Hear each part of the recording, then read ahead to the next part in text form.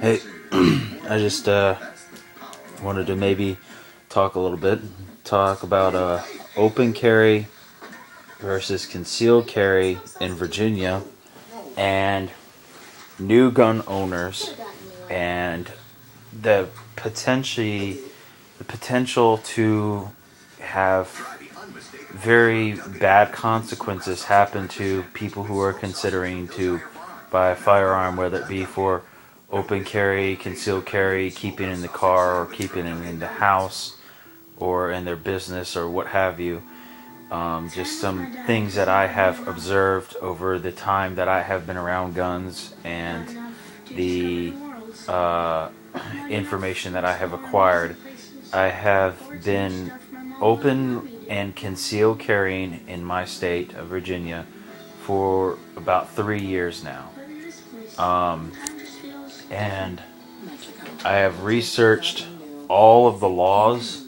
I've researched over and over again the laws regarding anything about firearms. I'm a constant learner, and that's one of the first things I would say is don't go into wanting to own a gun knowing the bare minimum facts about your state, and then just going in because laws do change, laws do get taken away or amended for either the better or for the worse, and all it takes is one slip up.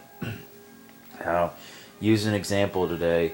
I was in a gun shop, and there were three young men, and they were debating on it what kind of handgun they wanted, and they were talking about getting a Glock because of the price and the reputation of it, but they were complaining about it being unsafe.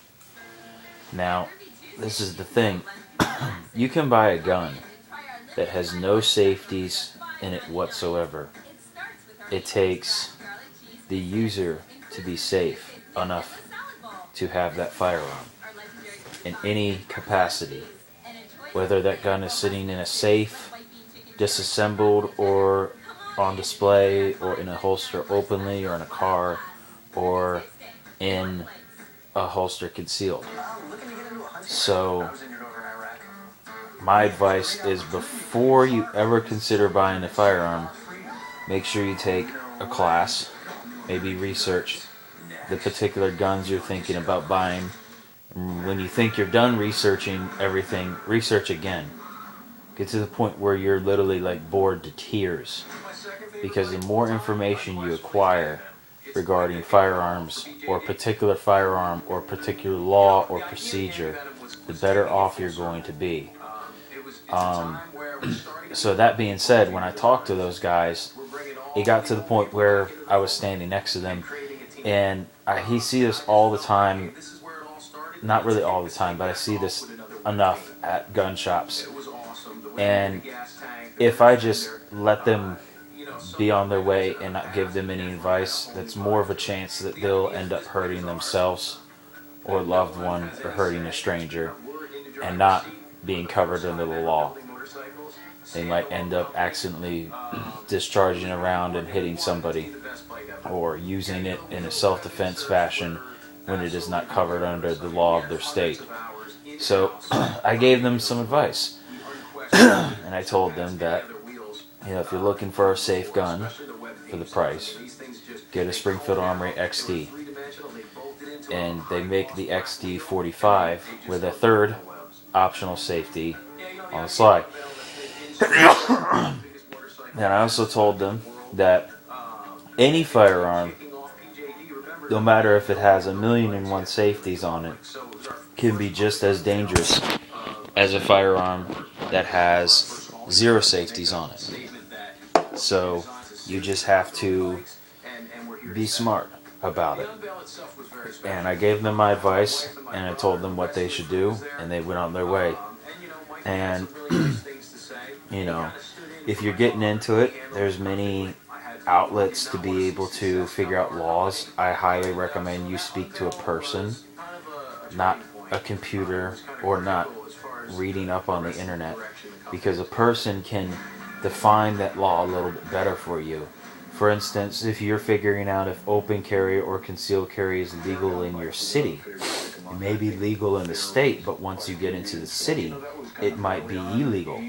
You want to call the city, and if there's a school in that city, you want to call that school's police department, because the school's police department has joint jurisdiction with that city.